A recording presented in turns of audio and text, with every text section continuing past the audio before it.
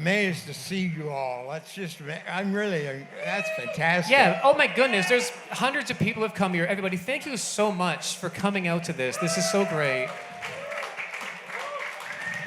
I mean, yeah, I wrote a book and everything, but I mean, but this is a band that has reunited just 3 times. A band that broke up when I was -1 years old. and just, 42 years ago. And just look at the love in this room and the appreciation for this music. I mean, how many bands that broke up that long ago does anybody even remember? Never mind so fervently love as much as this band. I've been talking about music with people all my life, and I've never encountered a band that is as loved and as missed as Max Webster. So I'm so glad you all came to prove that to be true. You worked on this book for like a decade. Nearly so, yeah. Holy shit. I have to tell you, do you guys all have the book now? When you start to go through it, you're going to be so incredibly amazed. Every detail. I mean, he even let us know when Kim took a shit. It's in the footnotes. It's in there somewhere, I think. By the way, did everybody get to see the little Max Webster museum that we put together? Yeah. So this is my friend Victoria. Victoria, basically, I gave her the materials. Victoria put together the museum. To give a hand for Victoria, please. Here, that's for you. Wow. This is Pi Dubois and you in your younger years. I don't know. I've never looked. I found this. Oh, that's fabulous. I've never seen a book like this book. It is so impressive.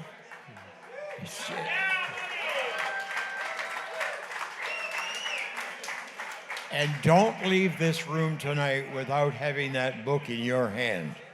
Because I'll tell you, you could spend days, hours, whatever, weeks, every detail. I've never seen anything like it, and I've got a lot of music books. This is 12 by 12, so it sits right in with your final albums. Yeah.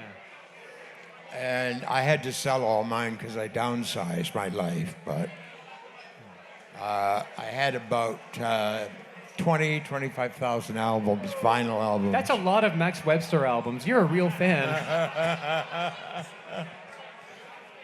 What inspired you to decide to write a book that you knew was going to take 5 years of your life for a band called Max Webster? Well, of course, you never know what the timeline of such things is.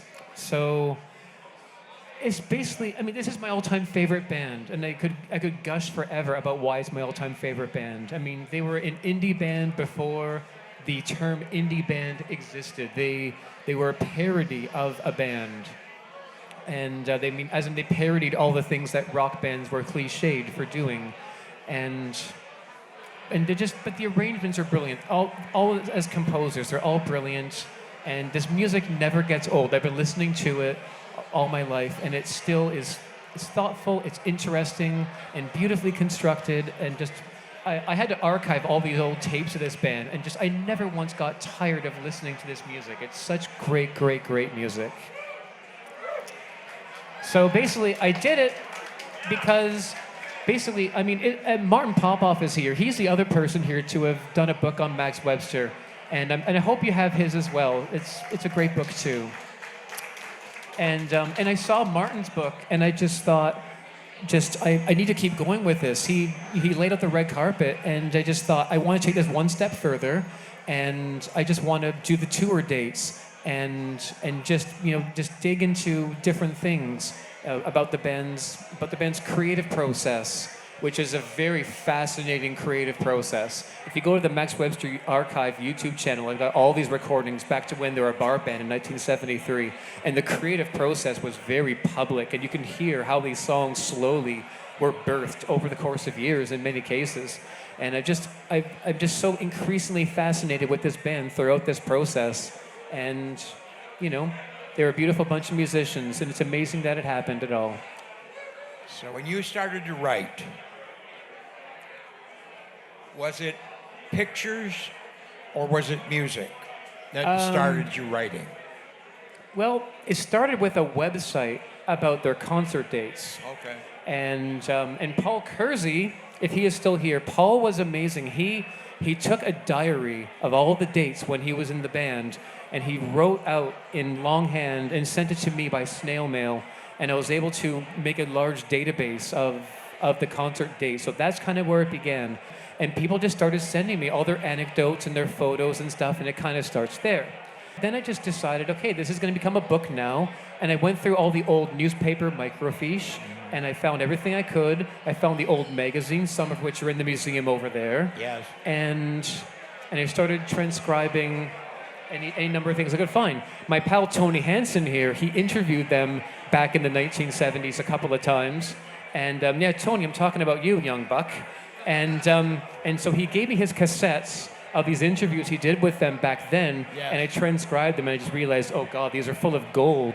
It was after they finished writing and recording an album, and it's all fresh in their heads, and they're talking about song by song. So this is now when it's becoming a book, because I have vintage quotes that, never been published before.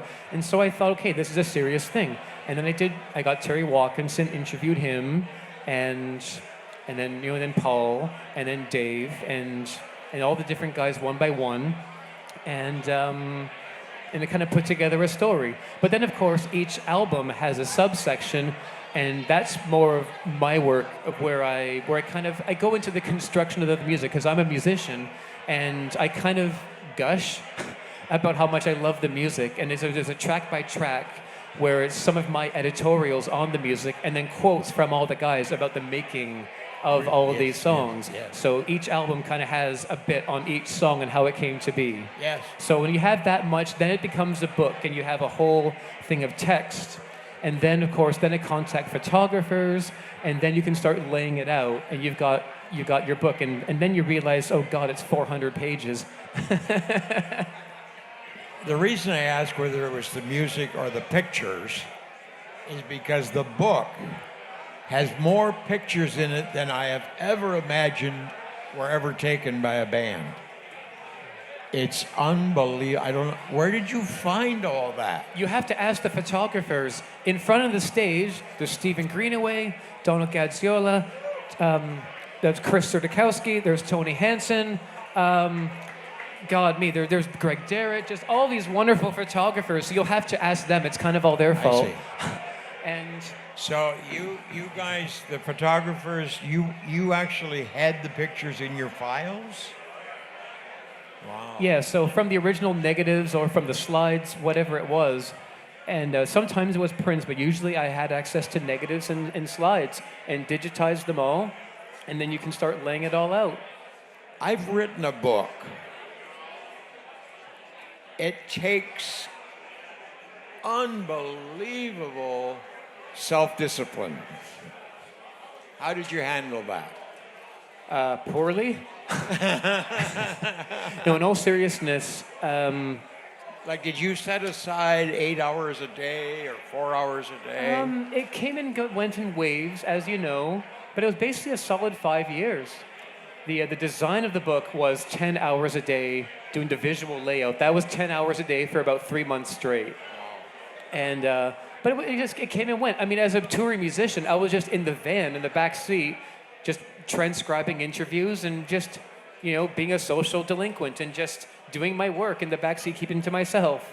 And that was it. This thing was so. Here's the thing. I note this in the introduction of the book because I'm a traveling musician. So this band, in some ways, started in Greece, because that's where Kim first started writing with Pi. And I was on the island next to the Isle of Rhodes, where they began their creative relationship, and I did some work on it there 2 years ago.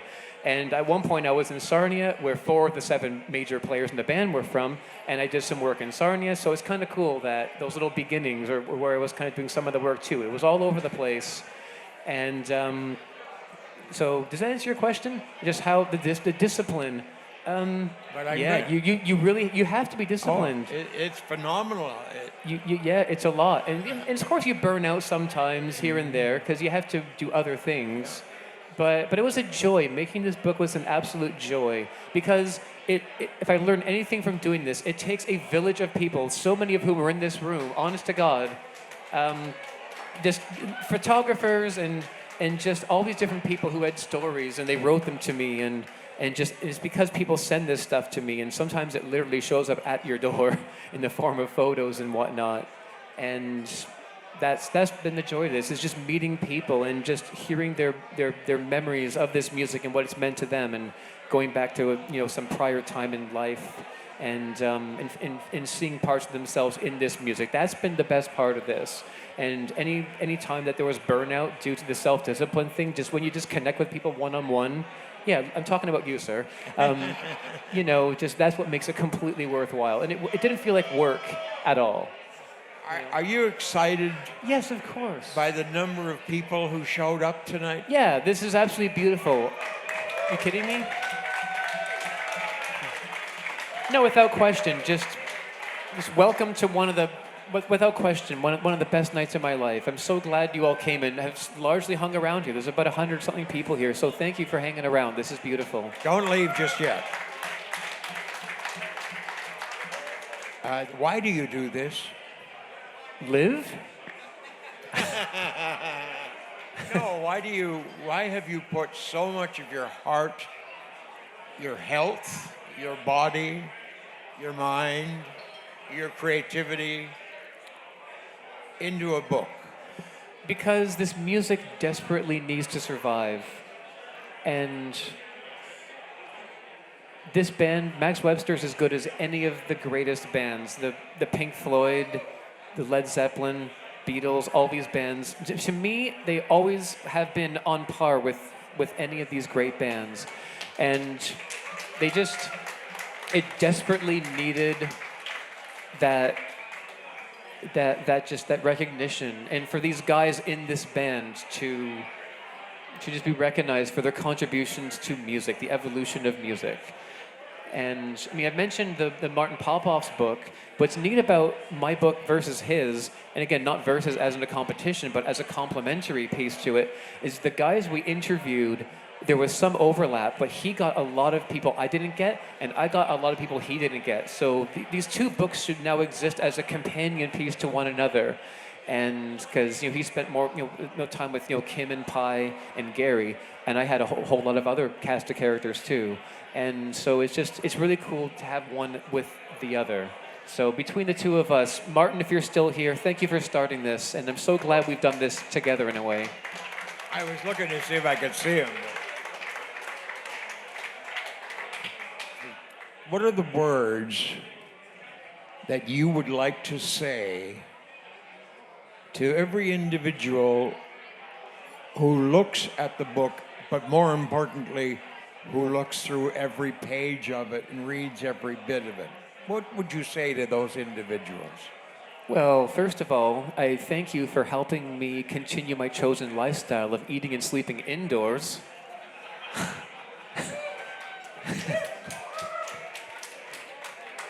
But far more importantly, I just hope that you can glean from those pages the joy that I had in putting it together. It was an amazing trip for 4 or 5 years to put this thing together, and I just hope that kind of comes off the pages and that you can see that we all share the same love for this band. And that's the thing. Music is a shared entity. It can be a very personal experience, but it's a shared entity as well. And when you go to a concert with a band that you love, and everybody shares that thing in common, and may share nothing else in common. And so no matter who we are in this room, we'll always share the love for this band in common. So if you love the book, then we kind of have the part of one another that we understand through reading this thing about a band that we all love, right? I have an extensive music book library. Again, from Pink Floyd to whomever. Never in any of my music library books have I seen a book with so much depth, with so much heart, with so much love, and may I say, so much understanding of the world of music. Well, thanks. I really appreciate you saying that. I'm so glad.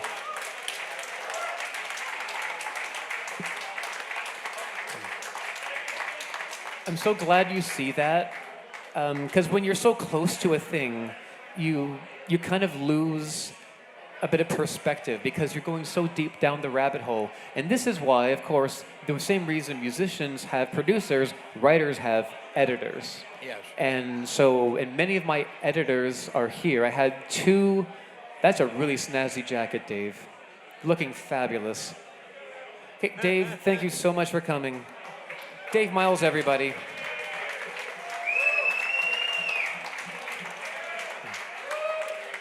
And where was I? What was I saying? Help me out here. Yeah. Oh, the editors. My God, my editors. I would be useless without my editors. My God. And so, yeah, many of them are here. Tony's here. Kiri is here. Tom is here. Tom flew in all the way from Alberta. My God, we have people from just so not in the province. So my pal Tom, he flew in from Calgary for this, and so did my pal Brian, who did a lot of the Photoshop work in the book. But editors, yeah, Brian Smolik, thank you so much. You just the endless hours of the Olympics of computer staring. The reason why these photos look so beautiful is because of Brian. Thank you, Brian. There's one thing I'd like to do before we finish. Yeah, sure, go ahead. If you were involved in this book, Oh God, yeah, this is necessary. That's such a great idea. the stairs are right over here. Yeah, if you were the editor or you took photos, whatever you just, might have whatever done. you might have contributed. That's going to be everybody. There's no room on the stage. Yeah, we should get one photo taken by someone who perhaps didn't. I don't know if there's many of them. Try not to But rush. yeah, let's get some people on the stage. It's a fabulous idea, David. Yes.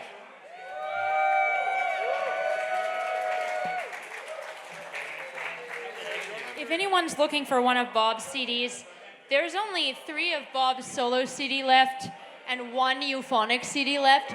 So these are normally $20, but tonight only, special $30. I'll be at the booth. Ladies and gentlemen, once again, get your ears ready. Get your heart ready, because here he is, one more time tonight.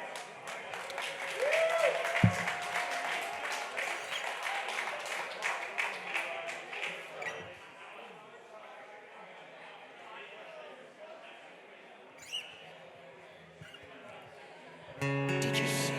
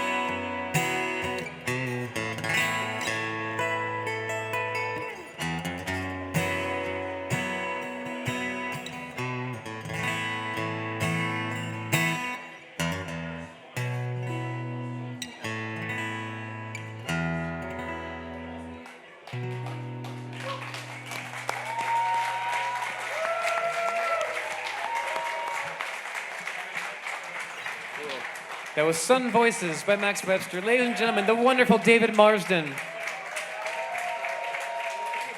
Thank you.